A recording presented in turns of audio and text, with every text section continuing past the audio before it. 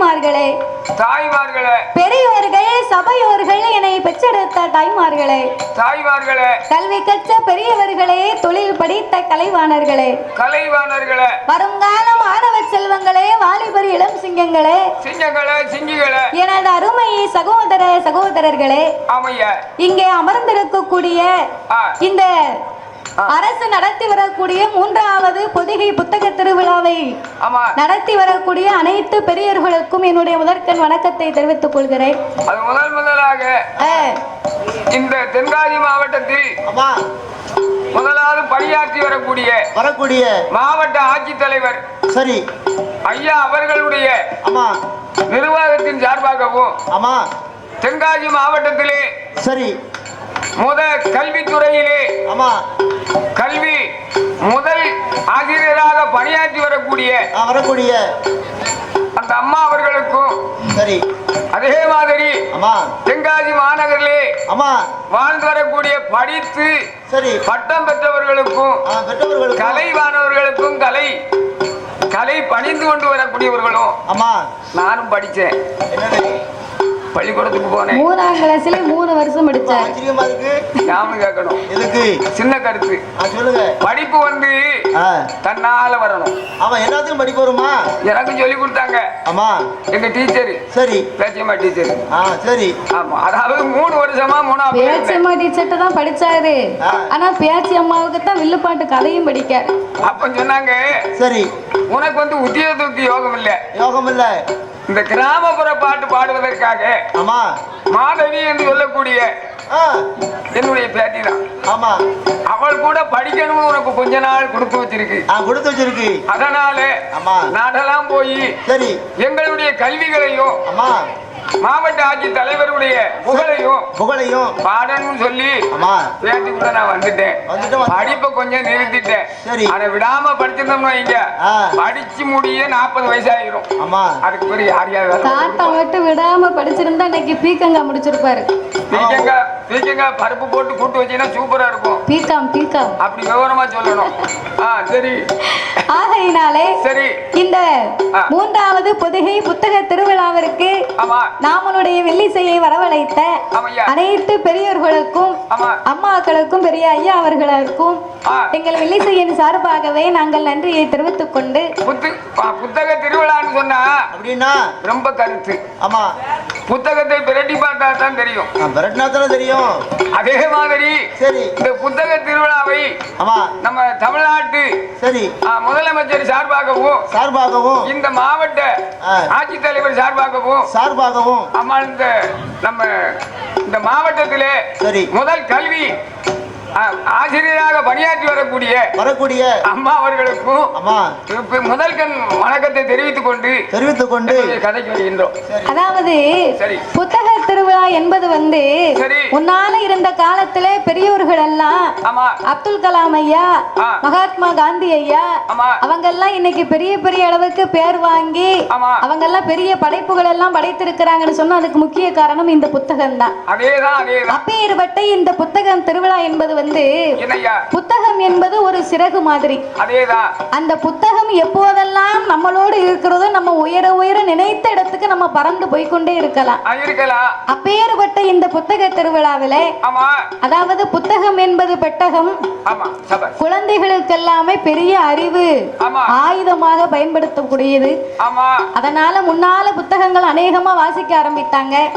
ஆனா இந்த TV cellphone இதெல்லாம் வந்ததுக்கு பிறகு எல்லாமே செல்போன்லயே படிக்கலாங்கிற அளவுக்கு வந்தாச்சு.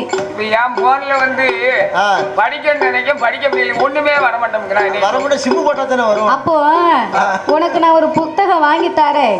செல்போனை தூர போட்டுட்டு அதை வச்சு படி. நம்ம புத்தகத்தை படிச்சா நமக்கு புத்தி வரும். பிறகு ஆமா இல்லன்னு சொன்னா புத்தி வராது. முதல்ல சிம்மு போடணும். சிம்முக்கு ரூபா போடணும். சரி ரூபா போட்டா எல்லா நிகழ்ச்சியும் வரும். ஒரு மாதிரி பைத்தியாரம் கொண்டு போய் ரூபாய் போடுவான். அதனால இந்த புத்தகம் என்பதை வந்து நம்ம டிவி பார்க்கக்கூடிய நேரத்தையும் செல்போன் செல்போன் பார்க்கக்கூடிய நேரத்தையும் நம்மளுடைய வாழ்க்கைக்கு அறிவுக்கு சிறந்ததாக ஒரு புத்தகம் வந்து 1000 நண்பனுக்கு சமம் என்று சொல்லுவார்கள். அதனால ஒரு புத்தகத்தை ஒரு நாளைக்கு தினமும் நம்ம வாசிக்கக்கூடியதே ஒரு பயிற்சின்னு சொல்லியிருக்காங்க. ஒரு புத்தகம் வச்சுக்கணும், ஒரு சாபீஸும் வச்சுக்கணும் எழுதுறதுக்கு. அத மாதிரி இந்த வில்லுப்பாட்டு நான் படிக்கிறேன்னு சொன்னா சரி, நான் கேட்கறதை காட்டிலும் அந்த கேட்ட கதையை புத்தகத்துல நானா எழுதுனாதான் அது மனசுல பதியுமா. கண்டிப்பா கண்டிப்பா. அதை வாசிக்கிறதும் இருக்கு, அதை எழுதும் போது நமக்கு ஆழமா பதியும் சொல்லி இருக்கிறாங்க. அதனால எல்லா மக்களும் கண்டிப்பா புத்தகத்தை மறுபடியும் படிக்க ஆரம்பிங்கள். தினமும் புத்தகத்தை வாசிக்கக்கூடிய ஒரு பழக்கத்தை நீங்க எல்லாரும் கொண்டு வாங்க. நம்ம செல்போன் மொபைல் பாக்குற டயத்தை கூட மாத்தி இந்த புத்தகத்துல செலுத்த நமக்கு கண்டிப்பா அறிவு புத்திகள் பல புத்தகத்தின் மூலமாக இன்னும் பழைய அநேக உலகம் இருக்கிறது. புத்தகம் இந்த உலகத்தை விட்டு நம்மளை வேறு உலகத்துக்கு அழைத்து செல்லும். அதனாலே அப்பேற்பட்ட இந்த அழகான புத்தக திருவிழாவிற்கு வரவழைத்ததற்காக எங்கள் வெள்ளிசையின் சார்பாக நன்றியை தெரிவித்துக் கொண்டு இந்த புத்தக திருவிழாவின் மூலமாக இன்னைக்கு இந்த உலகத்திலே யாவருக்கும் தெரிந்திருக்கக்கூடிய வறுமையினால் தன்னுடைய 7 பிள்ளைகளோடு தன் உயிரையும் மாய்த்து கொண்டு தெய்வமாக இந்த உலகத்திலே விருதுநகர் மாவட்டத்திலே அர்ச்சுனாபுரத்திலே அவதரித்த தெய்வமாக நல்லதங்கால் அம்மனுடைய திருக்கதைகளை நாங்கள் பாட இருக்கிறோம். அதாவது எங்களுக்கு முன்பாக ராஜா முகமது என்று சொல்லக்கூடிய பாடகர் பாடினார், அழகா பாடினார். ஒரு இம்மியுடைய வினா தவறல. ஒரு ராகத்தையும் சொல்லி பாடினார்கள். சொல்லி படித்தாங்க. நாங்க பாடுறது ஒரு ராகம் தான். ராகம் இல்லைன்னு சொல்ல முடியாது. சரி, இருந்தாலும் ஐயா பாடின மாதிரி அப்படி பாட முடியாது. சரி, இருந்த போதிலும் எங்களுடைய சித்தறிவு கேட்டியபடி அதனாலே நாங்கள் பாடக்கூடிய பாட்டிலே பலது குச்சங்கள் எல்லாம் இருந்தாலும் சொல் குச்சங்கள், இசை குச்சங்கள், கதை குச்சங்கள். எங்கள் கதையிலேயே பொருள் குச்சங்கள், சாரீர குச்சமுறை இருந்தாலும் எங்கள் சரீர குச்சமுறைகள் இருந்தாலும் எங்கள் ஆட்கள் அடி தாளங்களில் ஒரு குறைகள் இருந்தாலும் முன்சொல் பின்னால் இருக்கலாம், பின்சொல் முன்னால் இருக்கலாம். அறிந்து பாடினாலும் அறியாமல் பாடினாலும் தெரிந்து பாடினாலும் எங்களுக்கு தெரியாமல் பாடினாலும் எங்களுக்கு முன்பாகவே இந்த மேடையிலே எத்தனையோ பெரிய பெரிய புலவர்கள், பேரறிஞர்கள், கவிஞர்கள் எல்லாம் வந்து பாடி இருக்கலாம். ஆன போதிலும் அடியால் நான் ஒரு சிறு குழந்தை. உங்கள் வீட்டு பிள்ளையாகிய நான் மாதவி. என்னால் தெரிந்தளவு என் சிற்றறிவுக்கு எட்டியவாறே உங்கள் முன்னால் நான் பாடுகின்றேன். நான் எல்லாம் தெரிந்தவளும் அல்ல, அனைத்தையும் கற்றவளும் கிடையாது. ஒவ்வொரு புலவர்களுமே ஒவ்வொரு விதமாக பாடுவார்கள். ஆனால் ஒருவரை போல இன்னும் ஒருவர் பாட முடியாது. கற்றது கைமண் அளவு கல்லாதது உலகளவு என்பார். அந்த கல்விக்கு அதிபதியான கலைவாணி சரஸ்வதி அம்மாவை இன்னும் புத்தகம் படித்துக் கொண்டிருக்காளாம். அந்த அம்மாவே புத்தகம் படிக்கிறத நிப்பாட்டலாம். அந்த அம்மாவுக்கு புத்தகம்னு அவ்வளவு பிரியம். கல்வியை வந்து கண்டறிந்தவர் கிடையாது. ஆகையினால அவளே படிக்கும் போது அதனால சரஸ்வதியின் அந்த அனுக்கிரகத்தினாலதான் இந்த கல்விக்கெல்லாம் அதிபதியே சரஸ்வதினு சொல்லுவாங்க. இன்னைக்கும் மேடையில் ஏறும்போது சரஸ்வதியை நினைச்சுதான் நாங்க பாடுவோம். ஆகையினாலே சரி, எத்தனையோ பெரிய பெரிய புலவர்கள் எல்லாம் பாடி இருந்தாலும் உங்கள் வீட்டு பிள்ளையாகிய நான் மாதவி என்னால் தெரிந்த அளவு உங்கள் முன்னால் நான் பாடுகின்றேன். உங்கள் வீட்டு பிள்ளை தவறு செய்தால் அதனை எப்படி வீட்டிற்கு அழைத்து சென்ற அன்போடு ஆதரிப்பீர்களோ, யாருக்காவது உங்களுக்கு கோபம் வந்தா எங்க தாத்தா மட்டும் கூட்டு போங்க. ஏற்கனவே கண்ணாடி போட்டிருந்தாரு. இந்த பாம்பே போயிட்டு ட்ரெயின்ல வரும்போது அந்த கண்ணாடியும் தொலைச்சிட்டு வந்துட்டாரு. தாத்தா கண்ணாடி வாங்கி கொடுத்தவங்களே ஐயா தானே. அதாவது அவங்க வந்து அகிலா பத்திரிகை நடத்தி கொண்டு வருகின்றார். நான் சிவராமட்டியில் பாடிக்கொண்டு இருந்தேன். சரி, கண்ணை ஆபரேஷன் பண்ணி இருந்தேன். எனக்கு அன்போடு பாசத்தோடு எங்க சித்தப்பா எனக்கு கண்ணாடி வாங்கி தந்தாங்க. தாத்தாவுக்கு சின்னியா அவங்களுக்காவது கண்ணாடி வாங்கி கொடுத்தாரு. எனக்கு என்ன வாங்கி கொடுத்தா தெரியுமா? வாட்சி. எனக்கு 5500 ரூபாய்க்கு வாட்சி வாங்கி கொடுத்தாரு. உமதான் வாங்கி கொடுத்தாரு, வாங்கி தாரம் இருக்காங்க. கோல்ட் வாட்சி. ஆகையினாலே தாத்தாவை ஏற்கனவே கண்ணாடி இல்ல, தாத்தாவை கூட்டு போய் நல்ல காலையில வரைக்கும் உட்கார வச்சு சாப்பிட வச்சு தாத்தாவுக்கு உங்களுக்கு எவ்வளவு தம்பு இருக்கோ அது வரைக்கும் போட்டு அடிங்க. என்ன அடிச்சா உனக்கு ஒரு சந்தோஷம். ஆமா, பிறகு சேட்டை பொண்ணு அடிக்கத்தானே செய்வாங்க. ஆகையினாலே 6 விளையின் 100 உச்சங்கள் அடியாலை ஆதரிக்குமாறு கேட்டுக்கொள்கிறோம்.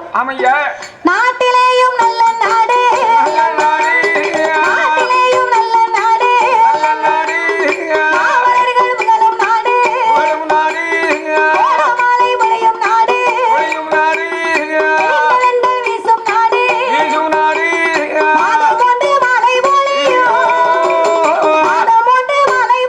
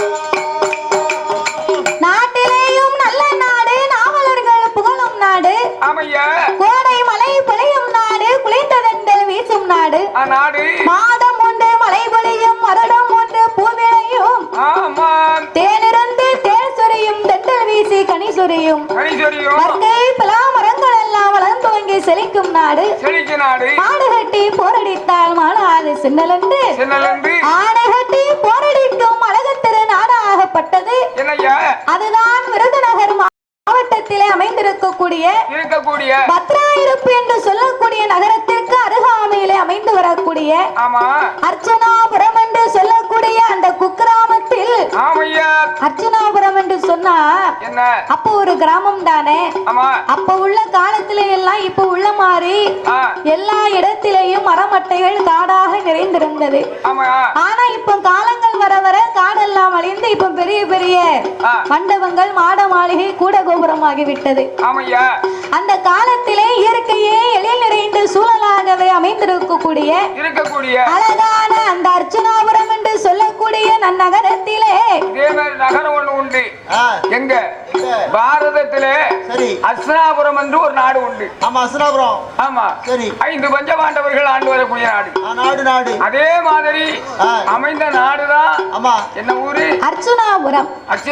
அப்பேற்பட்ட அந்த அர்ச்சனாபுரமான நகரத்திலே ஆதி ஒரு காலத்தில் யார் யாரெல்லாம் ஆண்டு வருகின்றார் தெரியுமா? ஒரு நாளையிலே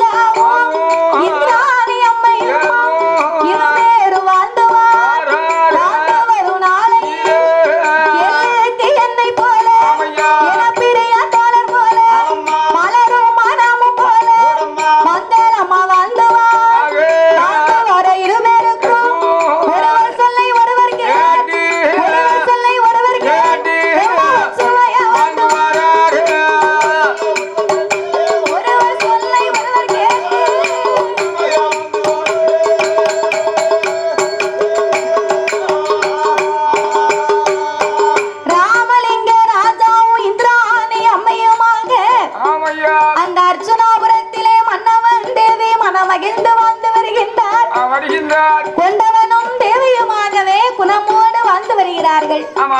ஒரு வீணையும் நாதம் போல நகமும் சதையும் போல மலரும் மனமும் போல கணவன் சொல்லை மனைவி கேட்டு மனைவியின் சொல்லை கணவன் கேட்டு ஒருவருக்கொருவர் ஒற்றுமையாகவே வாழ்ந்து வருகிறார்கள்.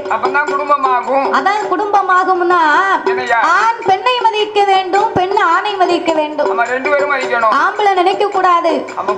பொம்பளை சொல்லி நம்ம கேட்கவா, நம்ம பொண்டாட்டி பேச கேட்டா நம்மள கேவலமா பேசுவாங்க அப்படின்னு ஆம்பளை நினைக்க கூடாது. அந்த அம்மா எந்த வார்த்தையை சொன்னாலும் 5க்கு 2வது அவ பேச்ச கேட்டு நடக்கணும். அத மாதிரி பொம்பளை நினைக்க கூடாது. இவ என்ன குடியார மட்ட விடுங்கா உன்னை பேசுவான், விடியாக்கால உன்னை பேசுவான், இவன் பேச்ச நம்ம கேட்கவா அப்படின்னு பொம்பளை நினைக்க கூடாது. அவர் குடிச்சாலும் அவருக்குன்னு ஒரு சில கருத்துகள் வைத்திருப்பார். அதனாலதான் அவர் 5க்கு வார்த்தை சொன்னா 2 வார்த்தையாவது அவர் பேச்சையும் கேட்டு நடக்கணும். அதனால ஆண் பெண்ணை மதித்து நடந்தாதான் குடும்பத்திலே ஒற்றுமை இருக்கும். சொல்ல கேட்கவே மாட்டேங்க. என் தம்பி சொன்னா சரின்னு கேட்க என்ன சொல்ல கேட்க மாட்டேன். ஏன் அப்படின்னா நீ படித்திருந்தாலும் வேலைக்கு போயிட்டு ரூபாயை கொண்டு வந்து வீட்டுல கொடுக்கணும். ஊதாரித்தனமா செலவு பண்ணுனா உன்னை மதிப்பாளா? தண்ணியை போட்டு ரோட்ல சண்டை எழுப்பேன். அதனால என் பொண்டாட்டி என் வார்த்தையை கேட்க. அவர் தம்பி படித்திருக்கிறா, நல்ல வெளியூர்கள்ல வேலை பார்க்கிறா, நாட்டு நடப்பு தெரிந்து நல்லபடியா பேசுவார். அதனால உன்னை மதிக்க மாட்டா. நல்லபடியா நடந்தேன்னு அவ உன்னை மதிப்பா. பிறகு அப்ப இந்த அர்ஜுனாபுரத்திலே வாழ்ந்து வரக்கூடிய ராமலிங்க ராஜாவும் இந்திராணி அம்மையுமாக இருவேர்களுமே இன்பமாகவே வந்து வருகிறார்கள். வாழ்ந்து வரக்கூடிய இருவேர்களுக்கும் எவ்விதமாகப்பட்ட குறையுமே கிடையாது. ராஜான்னு சொன்னா அவங்க செல்வாக்கு கேட்கவாயா செய்யணும்.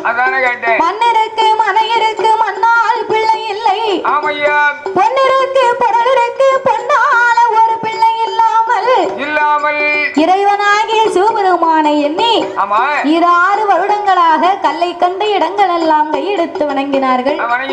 கோவில் கண்ட இடங்கள் எல்லாம் கும்பிட்டு வணங்க அவர்கள் வணங்கிய மகிமையினாலே அவர்களுக்கு ஆண்டவன் அருளாலே அழகான 2 பிள்ளைகள். 2 பிள்ளைகள் என்று சொன்னா ஆணில் 1 பெண்ணில் 1. அதான் பொருத்தமான பிள்ளைகள். ஆமா, ஆணும் பெண்ணும் நிறந்திருக்கணும்னு சொல்லுவாங்க. அத மாதிரி ஆண் பிள்ளை ஒன்றும் பெண் பிள்ளை ஒன்றும் பெற்றெடுத்து 2 பேர்களுக்கும் என்ன பெயர் கொடுத்தால் தெரியுமா? அவர் பெற்றெடுத்த பிள்ளைக்கு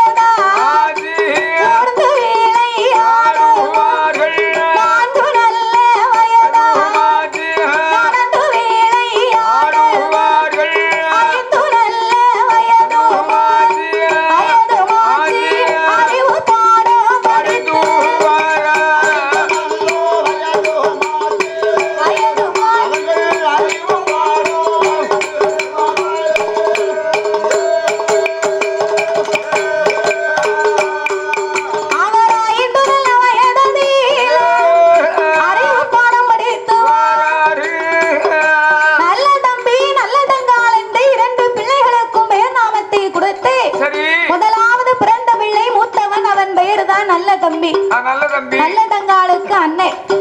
இரண்டாவது பிறந்த பெண் பிள்ளைக்கு நல்லதங்கால் என்று பேர் நாமத்தை சூட்டி கூட்டி வளர்த்தார்கள். உடம்பெல்லாம் நெய் உருக தேய்ச்சி வளர்த்தார்கள். திரேகமெல்லாம் நெய் உருக நாலு ஒரு மேனையும் பொழுது ஓர் வண்ணமுமாக வளரும் பிறை சந்திரனை போலவே வளர்த்து வருகிறார் அல்லவா. ஒரு வயதாச்சு, 2 வயதாச்சு, 3, 4 வயதாகி 5 வயதாச்சு. பிள்ளைகளும் முதலாவது பள்ளிக்கூடத்துல சேர்க்கணும். அதுதான் 4, 4.5 வயசு வரைக்கும் தாய் தகப்பன் இடத்துல வளரலாம், பாதகம் கிடையாது. அதுக்கப்புறம் 5 வயசாச்சு ஆனால் ஆடு மாடை கை கொடுத்து மேய்க்க விடணும். கூறு கட்டாப்புல பிறந்த அன்னைக்கு மேய்க்க விடு.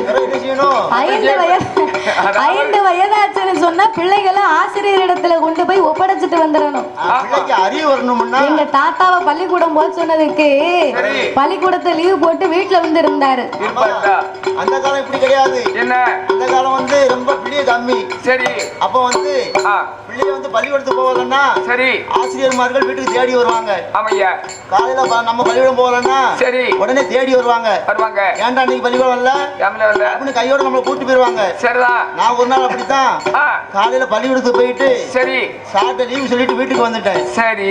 என் பக்கத்து வீட்டு பையன் ஒரு பையன் பள்ளிக்கூடம் போகாம இருந்திருக்கான். ஆமா. அந்த பையனை தேடி சார்வால் வந்தாரு.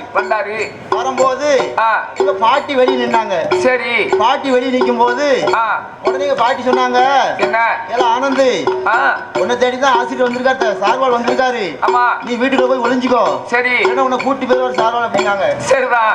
உடனே நான் சொன்னேன் என் பாட்டி நீ போய் ஒளிஞ்சுக்கோ முதல்ல. என்ன அவளை ஒளிஞ்சுக்கிட்டு அப்படின்னு நான் சொன்னேன். நீ போய் உள்ள போய் ஒளிஞ்சுக்கோ அப்படின்னு நான் சொன்னேன். சரி. உடனே பாட்டி கேட்டா உன்னதான கூப்பிட வந்திருக்காரு சார்வாளு. ஆமா. அப்புறம் ஏன் என்ன ஒளி சொல்லல அப்படின்னு கேட்டாங்க பாட்டி. சரி. நான் சொன்னேன் நான் காலையில பள்ளிக்கூடம் போனேன். சரி. போயிட்டு நீ செத்து போயிட்டேன்னு லீவ் போட்டு வந்திருக்கேன். சரியா போட்டு லீவ் போட்டு வந்திருக்கேன். அதனால சார்வாள் வந்து கேட்டுருவாரு நீ போய் ஒளிஞ்சுக்கோன்னாரு. போய் ஒளிஞ்சுக்கோ அப்படின்னு. அப்புறம் இப்படி எல்லாம் படிச்சா என்ன செய்ய?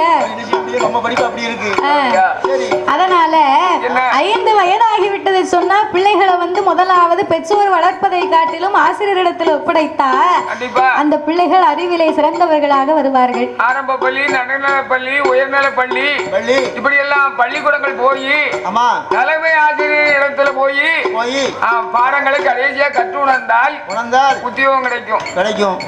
அப்ப இந்த 5 வயதிலே நல்ல தங்காலையும் நல்ல தம்பியவும் 2 பேர்களையுமே 5 வயதிலே அறிவு பாடங்களை கற்பித்து வருகிறார்கள்.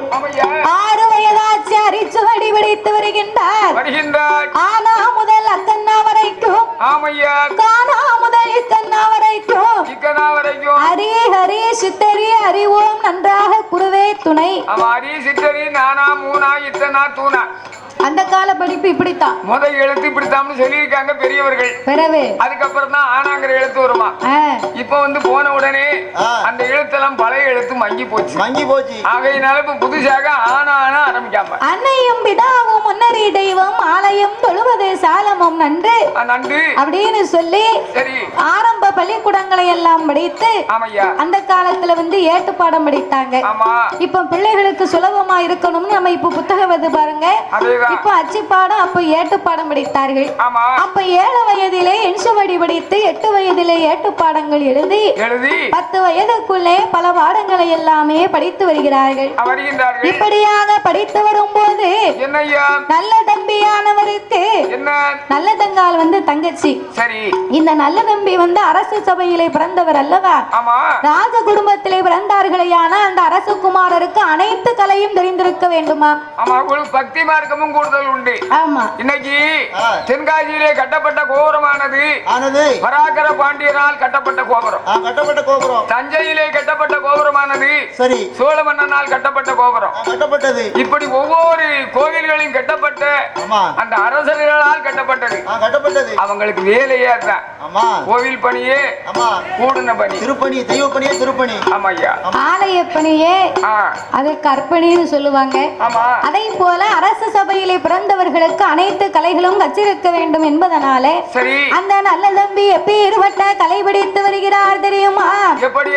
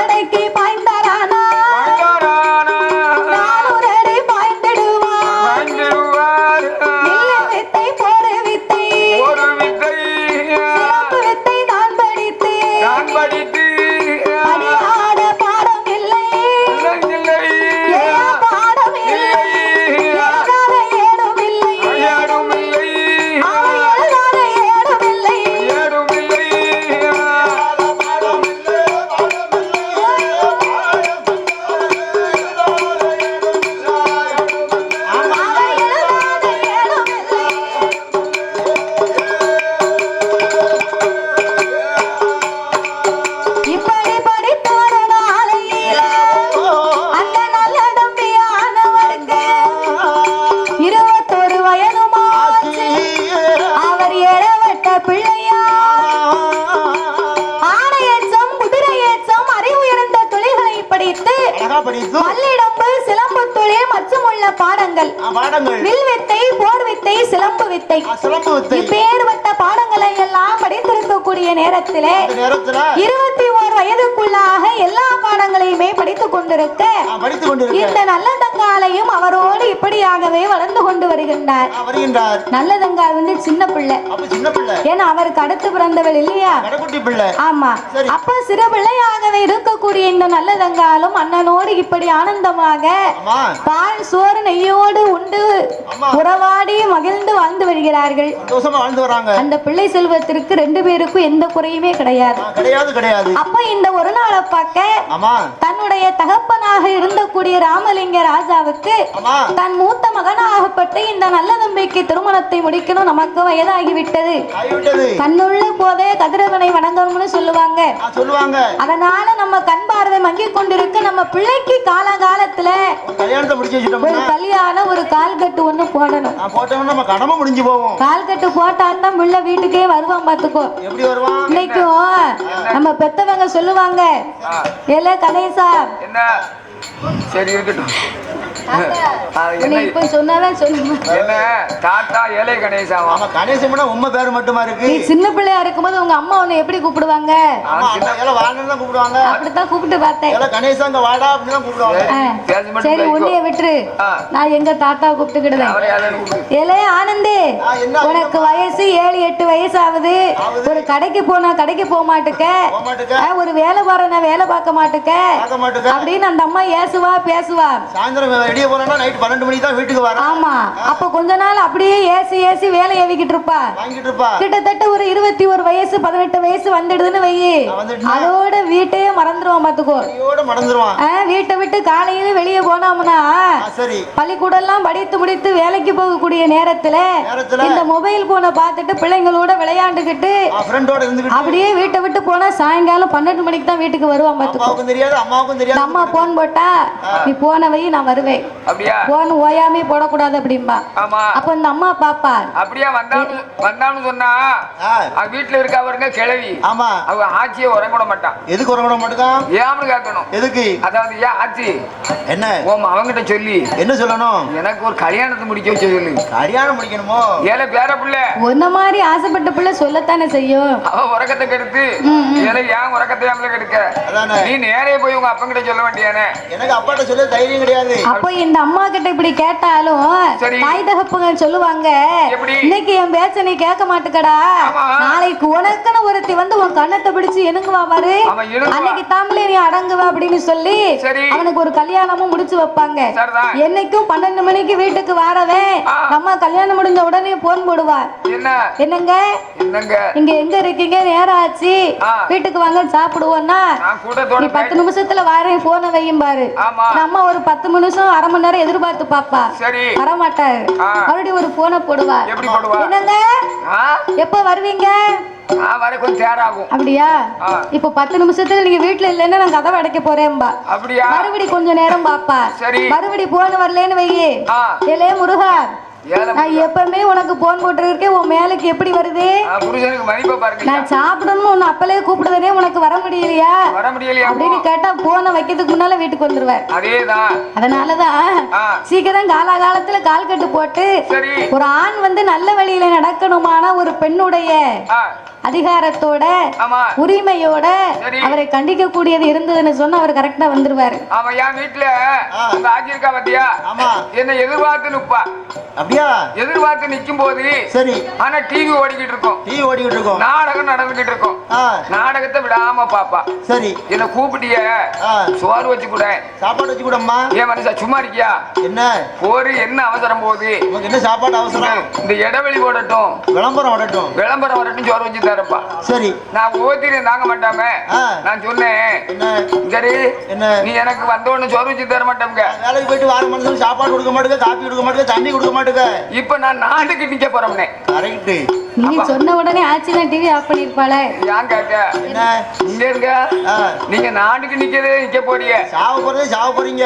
ஆமாங்க. டிவியை மறைக்காம ஒரு ஓரமா போய் நாட்டுக்கு நின்று. பரவாயில்ல, அப்ப நல்ல பொண்டாட்டி தானே உனக்கு. நான் பார்த்தேன். ஒன்னு உயிரோட விட்டுட்டு போவேன். மூக்கல போய் கயத்தை போட்டுட்டு மூத்தத்துல போய் நின்னுக்கிட்டேன். அவ வந்தா ஓடி வந்தா. சரி விளம்பரம் மட்டும் ஒண்ணு. ஏங்க நீங்க நாட்டுக்கு நிக்க போறோம்னு நாட்டுக்கு நிக்க போறோம்னு என்ன முத்தத்துல இருந்து நிக்கிய. நான் சாவும் நினைக்கோ லேசில சாவ மாட்டேன். உன்னை சங்கடப்படுத்தி தான் சாவணும் இருக்கு. அதுக்கு பிறகு வில்லு வந்துட்டேன். அப்போ அத மாதிரி காலகாலத்துல ஒரு கல்யாணம் முடித்து நம்ம மகனை கண்முடிர காண வேணும் என்று நல்ல தம்பி என்று சொல்லக்கூடியவருக்கு 21 வயதிலே 21 வயதிலே ஏழவட்ட பிராயத்திலே கல்யாணம் முடிக்கவே கண்முடிர பார்க்கவே மாலை மனம் முடிக்கவே மங்களமா பார்க்கவே திருமணம் முடிக்கவே திருமணம் முடிக்கவே அவரை திருப்பூட்டி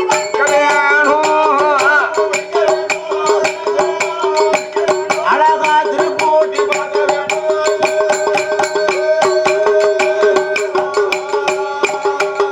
அப்போ 21 வயதிலே நல்ல நம்பி என்பவருக்கு பெண் பார்க்க வேணும் என்று 21 வயதிலே திருமணம் முடித்து அவரை திருப்பூட்டி பார்க்கணும்னு சொன்ன உடனே அப்பா அம்மாவுடைய வார்த்தைக்கு அடுத்த வார்த்தை எதுவும் இன்றி ஆட்டுமென்ற நல்ல தம்பி சம்பதிக்க அந்த மன்னனுக்கு அழகான பெண் பார்க்க வேணும் என்று குந்தலை தேசத்து கோமகனின் திருமகளாகப்பட்ட மூலி அலங்காரி என்று சொல்லக்கூடிய பெண்ணை கொண்டு வந்து திருமணங்களை செய்து வைத்தார்கள்.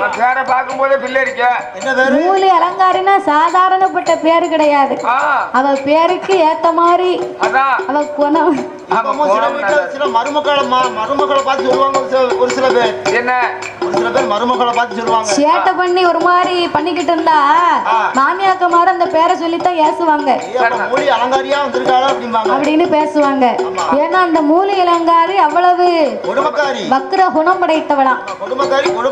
அப்ப இந்த குந்தலநேசக்கு கோமகனின் திருமகளாகப்பட்ட மூலி அலங்காரி என்னும் சொல்லக்கூடிய பெண்ணை கொண்டு வந்து நல்ல நம்பிக்கை திருமணங்களை முடித்து வைக்க இப்படியாகவே இருந்து கொண்டிருக்கும் போது இதற்கு இடையிலே தன்னுடைய அம்மாவாகப்பட்ட இந்திராணி அம்மா உடல்நல குறைவால் இறந்து விட்டார்கள்.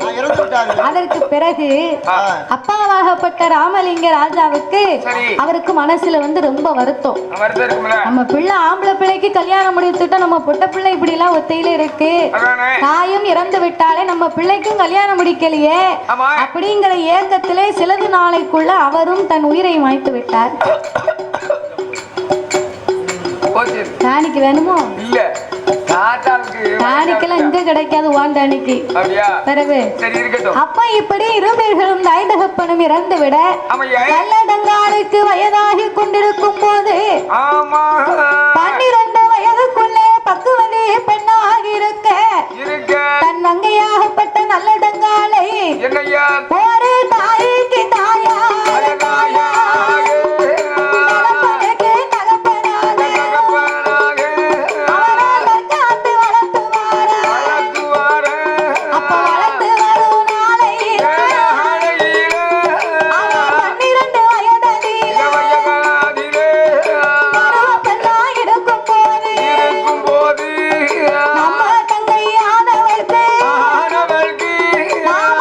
முடிக்க வேணும்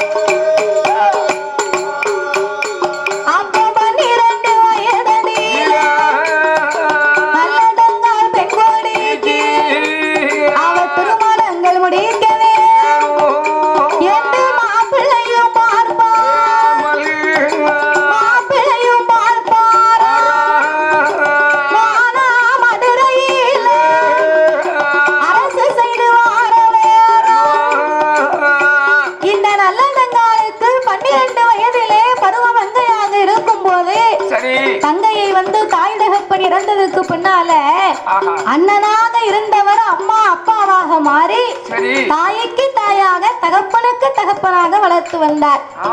தங்கைனா ஒரு தாய்க்கு சமமாக வைத்திருந்தாரா. அப்ப இந்த நல்ல தங்காளுக்கு 12 வயதாகி விட்டது. நம்ம தங்கைக்கும் நம்மள மாறி கல்யாணம் முடித்து குடும்ப குட்டியோடு குளம் தலைக்கு அவளை வாழ வைக்க வேண்டும் என்று நல்ல தங்காளுக்கு சீக்கிரத்திலே மாப்பிள்ளை பார்க்க ஆரம்பித்தார் இந்த நல்ல தம்பி. அப்ப மாப்பிள்ளை பார்க்க ஆரம்பித்த உடனே மானாமதுரையிலே வாழ்ந்து வரக்கூடிய அந்த நாட்டு மன்னனை கொண்டு வந்து தன் மகளுக்கு மனம் முடிக்க வேண்டும் என்று இந்த நல்ல தங்காளுக்கு திருமணங்களை முடித்து வைத்தார்கள். அப்படியாகவே திருமணங்களை முடித்து வருகின்ற போது இந்த நல்ல தங்காள் பெண்ணோடு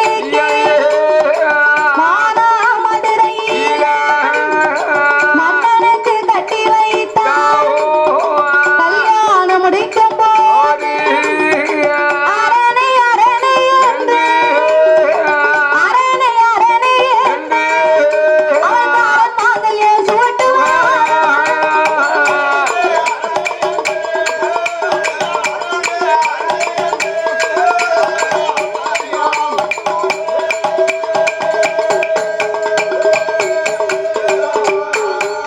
அப்பாரணை நல்லாரணை என்று அவன் மாங்கல்யம் சூட்டுவார்.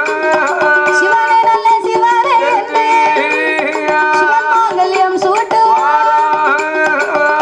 அரணை அரணை என்று அரண் மாங்கல்யம் சூட்டி சிவனே சிவன் என்று சிவன் மாங்கல்யத்தை சூட்டி இருவேர்களுக்குமே திருமணங்களை சிறப்பாக முடித்தார்கள். சித்திரை மாதத்திலே சித்திரை மாதத்திலே திருமணங்களை முடித்து இருவேர்களும் சிறப்பாக சாஸ்திரம் சம்பிரதாயங்களை எல்லாம் முடித்து இருவேர்களுமே தன்னுடைய நாடாகப்பட்ட மானாமதுரைக்கு வந்தார்கள்.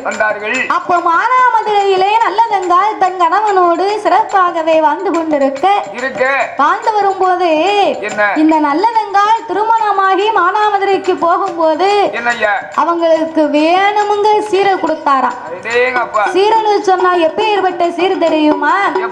அவளுக்கு உட்கார்ந்து மோர் கடைய அவளுக்கு முக்காலையும் பொன்னால அவ அமர்ந்து கொண்டு மோர் கடைய அவ அமரும் சேரு பொன்னால அவ இருந்து மோர் கடைய அவ இருப்பு சேரும் தங்கத்தால அனைத்து பால் கறக்க அனைத்தையும் பொன்னால அவ பிடித்து பால் கறக்க அவளுக்கு பிடிகயிரும் தங்கத்தால முக்காலையும் பொன்னால மரக்காரும் பொன்னால தங்க நல்ல கிண்ணத்தோடு அந்த அம்மாவுக்கு அவ உட்கார்ந்து மோர் கடைவதற்கு முக்காலையும் பொன்னால இருந்து மோர் கடை இருப்பு சேர தங்கத்தாலையாம். அப்ப தங்கைய எவ்வளவு பாசமா வளர்த்திருந்தா அவர் கொடுக்கலாம். இப்ப நம்மளா இருந்தா கொடுப்போமாயா நம்ம தங்கச்சிக்கு? தங்க இருந்தாலும் அவளுக்கு போது நம்ம லேசா லாத்திக்கிடுவோமே அப்படின்னு நமக்கு இருக்கு நினைப்பு. நல்ல பாசம் உள்ள அண்ணன் தம்பிகளா இருந்தா தங்கைக்கு செய்கிறார்கள். ஒரு 4 வடை ஜங்கிலியும் ஒரு சின்ன செயினும் போட்டிருப்பா. அந்த கூட பிறந்தவங்க நினைப்பா இந்த சின்ன செயினை கொடுத்து அவளை ஏமாத்திடுவோம்னு சொல்லி அந்த பெரிய வடவன் ஜங்கிலி இருப்பாருங்க 4 வடம் ஜங்கிலி அவரை வச்சுக்கிடுவாரு. உனக்கு போதும் இதை கொண்டு போம்பாங்க. ஆனா இந்த மன்னனாகப்பட்ட நல்ல தம்பி வந்து மானாமதுரை காசிராஜனுக்கு கட்டி கொடுக்கும் போது எதையுமே வேண்டாம்னு சொல்லாம குத்து விளக்கு தங்கத்தால அளந்து போடக்கூடிய நாளை தங்கத்தால மரக்கா தங்கத்தால குத்துகிற உலக்க கூட தங்கத்துல கொடுத்தாராம். அந்த அளவுக்கு பாசமா வளர்த்துருக்க பிள்ளைகளுக்கு பாலூட்டும் சங்கும் தங்கத்தாலையா. அப்ப இப்பேற்பட்ட சீர் சினத்தையோடு ஆணையில குதிரையிலன்னு சொல்லி தன்னுடைய தங்கைக்கு சீர் சினத்திகளை கொடுத்து அந்த மானாமதுரையை ஆண்டு வந்தவருக்கு திருமணத்தை பண்ணி கொடுத்து சிறப்பாகவே அனுப்பி வைத்தார்கள். இப்படியாகவே அந்த காசிராஜனும் நல்லதங்கால் பெண்கொடியானும் இறைவனுடைய அருளாலே இன்பமாகவே வாழ்ந்து வருகிறார்கள் அல்லவா. அந்த நல்லதங்காலை திருமணம் செய்து கொண்டு போகும்போது நல்லதங்கால வந்து சிறு பிள்ளையாக இருந்தார்களாம். சரி. அந்த காலம் சீக்கிரமா கல்யாணம் பண்ணி கொடுத்திருக்கிறாங்க. ஆமா கண்டிப்பா. 12 வயது 13 14 15 16 ஆமா இப்படி எல்லாம் கட்டி கொடுத்திருக்கிறாங்க அப்போ. சரி. அது இப்பந்தானே மாறி இருக்கு. ஆமா மக்களுக்கெல்லாம் ஒரு வயது வரணும்னு. சரி. அப்போ அதெல்லாம் கிடையாது அல்லவா? இல்ல அப்போ சிறு வயதிலே தாலி கட்டி இந்த நல்லதங்காலை அழைத்து போறதுனால ஆமா அந்த காசிராஜனும் நல்லதங்காலுக்கு பலவிதமாகப்பட்ட பரிசுகளை கொடுத்து அவரும் தன் மனைவியை சிறப்பாகவே வாழ வைத்து வந்தார். இப்படியாகவே இறந்து வரக்கூடிய இருவேர்களுக்கும் எல்லா செல்வங்கள் இருந்த போதிலும் செல்வத்திலே சிறந்த செல்வமே பிள்ளைன்னு சொல்லுவாங்க. சொத்துக்கெல்லாம் பெரிய சொத்து குழந்தை சொத்து என்பார்கள்.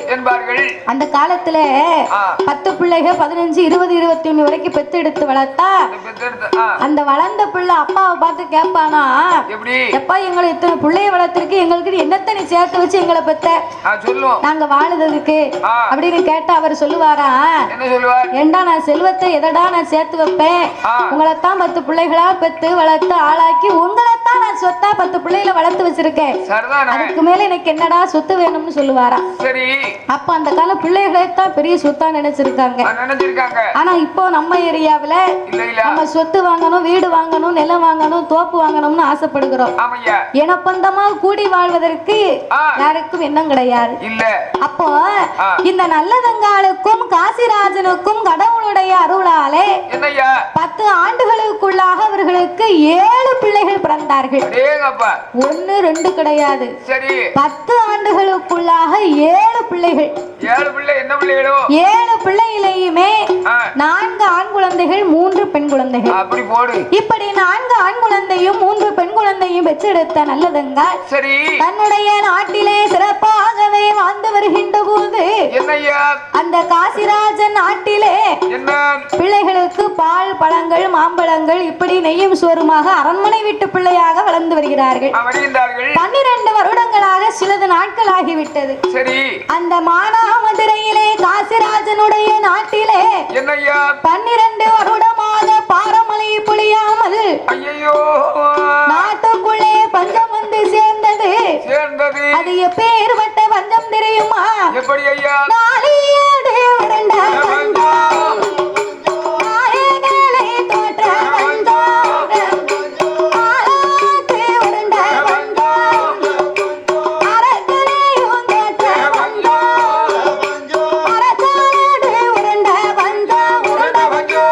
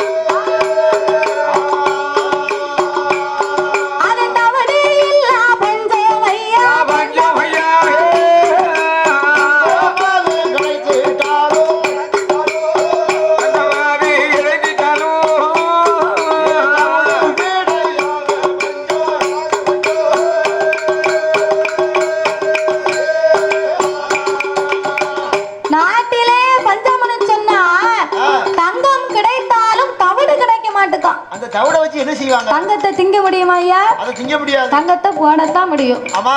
அதனால என்ன செய்வாங்க? தவிட்டையும் சாப்பிடலாம். அந்த தவிட்டுக்கும் மாட்டுக்கு போடுறது கூட கிடைக்கலன்னா தவிடு கிடைக்காத ஒரு பக்கம் அந்த காலத்துல வந்து குத்துவரல வச்சு தான் குத்துவாங்க. ஆமா முத குத்து, ரெண்டாவது குத்து, மூணாவது குத்து குத்தி சரி 4வது வாட்டி அரிசி உரல்ல போட்டு குத்தும் போது ஆமா அந்த தவிட்ட சலிச்சு ஆமா கருப்பட்டி போட்டு சரி பிரட்டி சாப்பிடுவாங்க. அப்படியா? ஏன் அமிர்தமா இருக்குமா? நமக்கு தெரிய பஞ்சம் நடந்தது. ஆமா. எப்போ எப்போ? ஒரு 20 வருஷம் இருக்கும். ரைட்டு. 20 வருஷத்துக்கு முன்னாலே ஆமா காத்தடி பஞ்சம்னு சொன்னாங்க. ஆமா. எங்க பார்த்தாலும் புழுதி. அதேப்ப மண்ணு மண்ணா குமிச்சிருக்கும். இருக்க வயலையும் மண்ணு, இல்லாத வயலையும் மண்ணு. ஆமா. அப்பதான் இந்த கும்பா செம்பு ஆமா கிண்ணின்னு சொல்லுவாங்க. கிண்ணி கிண்ணி. ஆமா கும்பா பக்கத்துல கோதி வைக்க கிண்ணி. கிண்ணி கிண்ணி. ஆமா அப்பேற்பட்டதெல்லாம் கொண்டு போய் பங்களாவத்தர் கடையில் கொண்டு வித்தது. ஆமா எதுக்கு? எதுக்கு? பஞ்சத்தின் கொடுமையினால. ஆமா வித்து சாப்பிடுறதுக்கு. அப்போ இந்த நாட்டுக்குள்ளே நாளை உருண்டது, மரக்கா உருண்டது, ஆளாக்கு உருண்டது எதுவுமே கிடையாது. ஆமா. அப்ப நாட்டுக்குள்ளே காலமழை பொழியவில்லை, காடுகரை விளையவில்லை, சரிதான். பருவமழை பொழியவில்லை, பருவமே செழிக்கவில்லை. ஆமையா. இப்பேற்பட்ட பஞ்சங்களாக இருக்கும் போது அந்த மானாமதுரையிலே காசிராஜன் அரண்மனை சார்ந்த சுத்துப்பட்டி கிராம மக்களுக்கு சாப்பாட்டுக்கு வழியே இல்லை. அப்ப காசி மகாராஜனிடத்திலே மந்திரி வந்து சொன்ன உடனே சரி அண்ணா காசி மகாராஜா, நாட்டு மக்கள் எல்லாம் இப்படி பட்டினியும் வசியமாக இருக்கிறார்களே, நாம என்ன செய்வது அப்படின்னு உடனே அப்ப காசிராஜன் தன்னுடைய மனைவி வைத்திருக்கிறாளே ஆடை ஆபரணங்கள், அரண்மனையில இருக்கக்கூடிய பொருள் தீர்ந்து போச்சு. தானிய கடங்களை போட்டு வைத்திருந்த தானியமும் தீர்ந்து போச்சு. அரண்மனையில இருக்க கஜானாவையும் வித்தாச்சு.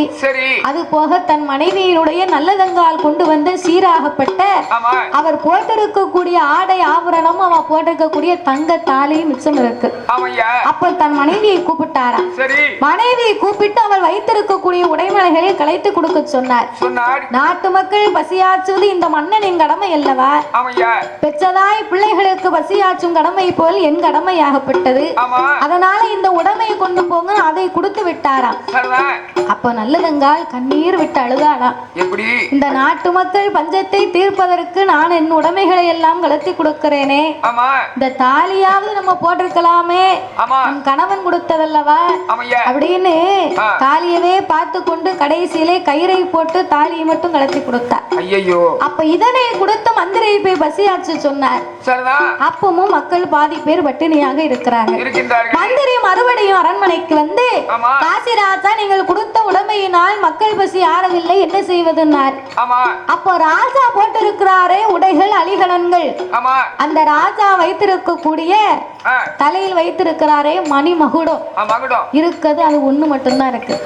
அந்த மணி மகுடம் மட்டும் பாராமல் மன்னன் தன் கடமையாற்றுவதற்கு அதையும் கலத்தி கொடுத்தாராம். அப்ப உடைமைகள் அவர் அணிந்திருக்கக்கூடிய ஆபரணங்கள் மணி மகுடத்தை எல்லாம் கலத்தி கொடுக்க மந்திரி அதையும் கொண்டு போய் வித்து பக்கத்து நாட்டிலிருந்து மக்களுடைய பஞ்சங்களை தீர்த்தான். அப்பவும் தீரவில்லை. பஞ்சத்தில் மீளாதவர்கள் அடுத்த நாட்டுக்கு அனுப்பி வைக்கப்பட்டார்கள். அப்ப இப்படியாகவே பஞ்சம் தீராமல் இருக்க இப்படியே சிலது நாட்கள் கழிந்தது. சிலது நாட்கள் கழிந்த போது இந்த நல்லதங்காலுடைய நிலைமையை பார்த்தா நாட்டுக்குள் இருந்த பஞ்சம் மன்னனுக்கு வந்து விட்டது.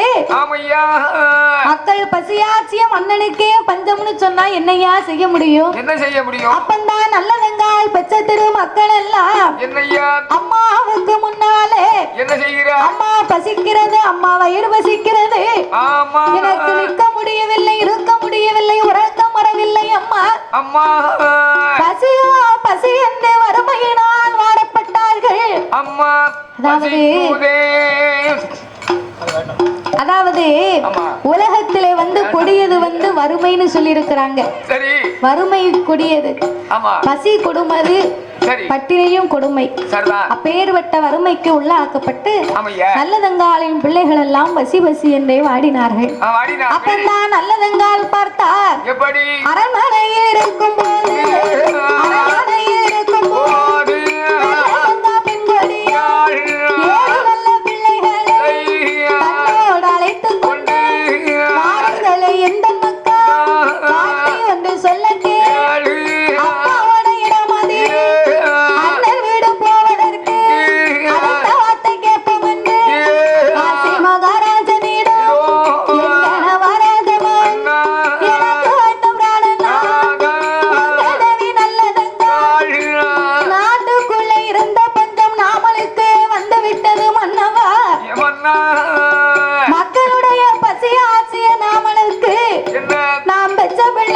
பசியை ஆற்றுவதற்கு வழி இல்லையே என்று சொல்லி ஆமையா அவள் கண்ணீரும் கவலையும் கொண்டு மன்னா காசிராஜா பிள்ளைகள் எல்லாம் இருக்கக்கூடிய நிலைமையை பார்த்தா பசியினால் சிலது நாட்களிலே செத்து விடுவார்கள் போல் தெரியுது. பசியை பொறுக்கலாம், ஒரு அளவுக்கு தான் பொறுக்கலாம். அதான் ஒரு 2 நாளைக்கு சாப்பிடாம இருக்கலாம், 2 நாளைக்கு சாப்பிடாம இருக்கலாம். அதுபடியே ஒரு நேரம் கூட நம்மளால இருக்க முடியாது. அது பசிக்கு சாப்பிடக்கூடியவங்க சில பேர்லாம் பசி பொறுக்க மாட்டாங்கன்னு சொல்லுவாங்க. சில பேர் பிள்ளைகளுக்கெல்லாம் என் பிள்ளை பசி பொறுக்க மாட்டான், ஈயமா கதறுவா, நான் வச்சு கொடுத்துட்டு வாரேன் அப்படின்னு சொல்லுவாங்க. அந்த பசி வந்து அவ்வளவு கொடுமையானதா. ஏன்னா உலகத்துல ஆண்டவன் நம்மளை படைக்கும் போது எஞ்சான் உடம்புல நமக்கு ஒரு சான் வயத்தை கொடுத்தாராம்யா. ஒரு சான் வயத்தை கொடுத்ததுக்கே நம்மளாம் என்ன பாடுபடுதோம், கொஞ்சமா நஞ்சமா. ஏப்பா ராத்திரின்னு பாராம பகலுன்னு பாராம ஞாயிற்றுக்கிழமையா இருந்தாலும் சனிக்கிழமையா இருந்தாலும் அரசு விடுமுறையா இருந்தாலும் எந்த வேலைக்கு நம்ம கூட கொஞ்ச நேரம் பார்த்தா 10 ரூபா கூட கிடைக்குமா? பிள்ளைகளுக்கு ஒரு பண்டை வாங்கிட்டு போயிடலாமே, நம்ம பிள்ளைக்கு ஒரு புது சட்டை எடுத்து கொடுக்கலாமே, இதை விட நம்ம பெரிய வீடு கட்டிடலாமா அப்படின்னா நம்ம ஆசைப்பட்டு வேலை பார்க்கும். அந்த ஒரு சான் வயத்துக்கே நம்ம இந்த பாடுபட்டோம்னா ஊரு விட்டு ஊரு மாவட்டம் விட்டு மாவட்டம் நாங்கெல்லாம் எங்க கூப்பிட்டாலும் போயிட வேண்டியது. எதுக்கு? எல்லாம் ஒருவா சாப்பாட்டுக்கு. ஒருவா சாப்பாட்டுக்கு இந்த மக்கள் எல்லாம் ஓடிக்கொண்டிருக்கிற உலகத்துல அப்ப ஒரு சான் வயத்துக்கு இந்த பாடுனா உடம்பெல்லாம் ஆண்டவன் நமக்கு வயத்தை கொடுத்தா நமக்கு என்ன பாடியா? அதான் சிவபெருமான் மனிதனுக்கு இதுக்கு மேல உருவமே வேண்டாம், இதோடு உன் உருவத்தை முடித்துக்கோன்னு சொல்லித்தான் ஆண்டவன் முடின்னு சொல்லித்தான் தலையில முடிய கொடுத்தார். அதுக்குத்தான் நம்ம முடின்னு சொல்லுகிறோம். சாதாரணமா சொல்லுதோம். காலையில எஞ்சி மூஞ்சி கழுவுன உடனே 2 கிளாஸ் காபி, காலையில 8 மணிக்கு 10 இட்லி, 1 மணிக்கு 2 வகை கூட்டோட சாப்பாடு, சாயந்தரம் 3 மணிக்கு காபி, நைட் 8 மணிக்கு 10 சப்பாத்தி. உனக்கு எப்ப பார்த்தாலும் ஒரே வாப்பி. அதுக்கு மேல 4 வயல் பழம். எதை போட்டாலும் அத்து போகுது அண்ணாச்சி. நைட்டுக்கு 14 சப்பாத்தியா? அது வயிற வேற என்னம்மா இந்த குடை மாதிரி இருக்கும் போல. அன்னைக்கு பாம்பேல 4 சப்பாத்தியை திட்டு அவர் வந்த பாத்தியோ. சரி மாத்திரை போடுறோம் பாத்தீங்களா? ஆமா, எதை போட்டாலும் அத்து போயிருது. ஓமலா. ஆமா. அப்போ ஆண்டவன் இந்த உருவத்துக்கு மேல எதுவுமே வேண்டாம்னு சொல்லித்தான் இந்த முடிய கொடுத்தாரு. முடிக்கு மேல நமக்கு என்ன உருவமும் இருக்கா? நல்ல தலையில 4 இரு 4 பேனும் இருக்கு. இந்த தாளக்கார தலையிலயா? இந்த தாளக்கார தலையில கூட 4 பேன் இருக்கியா? ஆமா, அந்த 4 பேன் என்ன இருக்க விட மாட்டுக்கு. என்கிட்ட வந்து கம்ப்ளைண்ட் பண்ணுது. இந்த மொட்டை தலை பைய மண்டையில நாங்க 4 பேரும் ஒளிவு மறைவானு குளிக்க முடியல. சரியா போச்சு. ஒழுங்கா ஒண்ணா உட்கார்ந்து சாப்பிட முடியல, உட்கார்ந்தா வலிக்கிட்டே போகுது அப்படின்னு என்கிட்ட வந்து கம்ப்ளைண்ட் பண்ணுது. கம்ப்ளைண்ட் பண்ணது அந்த பேனு அந்த மண்டையில மசரு இல்லன்னா மானங்கட்ட பேன் மண்டை விட்டு இறங்கிட வேண்டியதானே. அதுக்கும் போக முடியல. சரி, ஆமா, ஏன்னா அந்த அளவுக்கு அவர் என்ன தேய்ச்சு கவனிச்சுக்கிட்டு இருக்காரு. சரி, மண்டையில ஏகப்பட்ட சாப்பாடு இருக்கோ, அப்போ ஆண்டவனாகப்பட்ட சிவபெருமான் அவளுக்கு இந்த ஒரு சான் வயசை கொடுத்து இறைவன் உலக மக்களுக்கு படியிழந்து வரக்கூடியவர். அப்ப அப்பேறுபட்ட வயத்துக்கே சாப்பாடு இல்லைன்னா என்ன செய்ய முடியும்? அப்ப இந்த நல்லதங்கால் வறுமையினால் தன்னுடைய 7 பிள்ளைகளை பார்த்தார். நாமல் வறுமையினால் பிள்ளைகள் மாண்டு மடிந்து விடும் போல தெரிகின்றது. அதனாலே மன்னா காசிராஜா என் தாலியை வித்து விட்டேன். எல்லாவற்றையும் வித்த எனக்கு எந்த விலையும் இல்லை. அதனால எங்க அண்ணன் எங்க நாட்டில் இருக்கிறார். அர்ஜுனாபுரத்திலே எங்க அண்ணனிடத்திலே போய் நான் அடைக்கலமாக இருந்து வருகிறேனே. எனக்கு அண்ணன் ஒன்னும் ஆசை இல்லை மன்னா. என் பிள்ளைகள் இருப்பதை பார்த்தா இறந்து விடுவார்கள் போல் தெரிகிறது. அதனால நான் அண்ணன் வீட்டுக்கு அடைக்கலாமா போய் நான் சாப்பிட்டு என் பிள்ளைகளுடைய பசியாச்சு வருகிறேன். அப்ப அங்க ஆசிராஜன் சொல்லுகின்றார், ஏடி அம்மா நல்லதங்க, ஏடி அம்மா நல்லதங்க, என்னுடைய வார்த்தைக்கு எந்த நோய் வந்தாலும் எந்த நோர் பசியா, எந்த நோய் வந்தாலும் எந்த பசி வந்தாலும் எப்பேறுபட்ட வறுமை வந்தாலும் இருந்தாலும் வாழ்ந்துகட்டு போனோமையான நம்ம வழியிலே சேர்ப்பார்களா? சேர்க்க மாட்டார்கள். வாழ்ந்துகட்டு போனால் ஒரு வகையிலும் சேர்க்க மாட்டார்கள். வாழ்ந்து கெட்டவரானால் வர ஓட்டுக்கு ஆகாதுன்னு சொல்லியிருக்காங்க. அதாவது கெட்டு போன கஷ்டப்பட்டவன் ரெண்டாவது வாழ்ந்துடலாம், செல்வாக்கா இருந்துடலாம். ஒரு மனுஷன் செல்வாக்கா வாழ்ந்துட்டு அவன் பின்னாடி கஷ்டப்பட்டான்னா அத போல கொடுமை எதுவுமே கிடையாது. அதான் வாழ்ந்து கெட்டவர் வர ஓட்டுக்கு ஆகாதுன்னு சொல்லியிருக்காங்க. அதே மாதிரி பருத்தவர் சிரிக்க கூடாது. அவன் சிறு நான் என்ன மாதிரி சிறுக்கட்டையா இருந்து அவன் பருத்தலாம், சிறுத்தாலும் தெரியாது. அப்படி ஒரு கணக்கு. சரி, அதனால வாழ்ந்துகிட்டு போனோமையானால் ஒரு வகையிலும் சேர்க்க மாட்டார்கள். நாம கெட்டு நொந்து போனா நம்ம கிளையிலையும் நம்மளை சேர்க்க மாட்டாங்கடி. அதனால போகாத நமக்கு மதிப்பு இருக்காது. அதனால நம்ம ராஜ குடும்பத்திலே பிறந்தவர்கள் அல்லவா, அண்ணன் வீட்டுக்கு அடைக்கலமா போக வேண்டாம், நான் உன்னை பார்த்துக் கொள்கிறேன்டி. வறுமை எந்த வறுமை வந்தாலும் சாணியது தட்டினாலே சாணியது தட்டினாலே தப்பினாமல் பேத்திருப்போம், பிறகடவு விட்டாலும் நாமல் வாழ்ந்திருப்போம். அண்ணன் வீடு போக வேண்டாம், அண்ணன் வீடு போக வேண்டாம், அருமமத நல்ல தந்தாள்.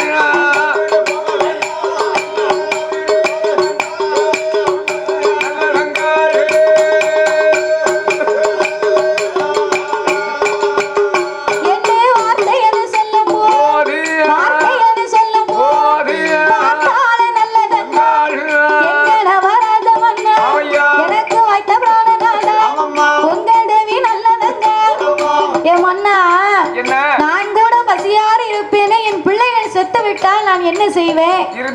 நான் பெற்ற பிள்ளையை காப்பாற்றுவது என் கடமை அல்லவா?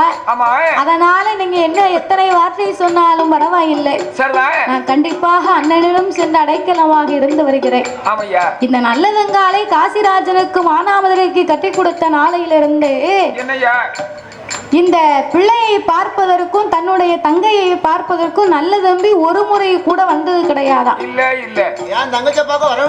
ஒரு முறை கூட பார்க்க வரலைன்னு சொன்னா அப்போ எந்த அளவுக்கு அந்த மூலி அலங்காரி வக்கர குணம் உடைத்தவளா இருப்பா.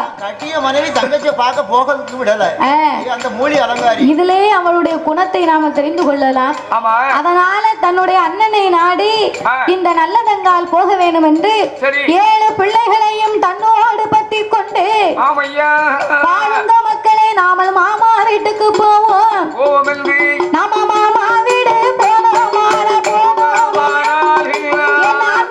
செல்ல மக்கா செல்ல மக்கா, அங்கே மாங்காயும் தேங்காயும் மாம்பழமும் சாப்பிடலாம், நாம நெய்யோடு சோறோடு நாம சோறோடு நன்றாக சாப்பிடலாம், நாம நன்றாக சாப்பிடலாம்.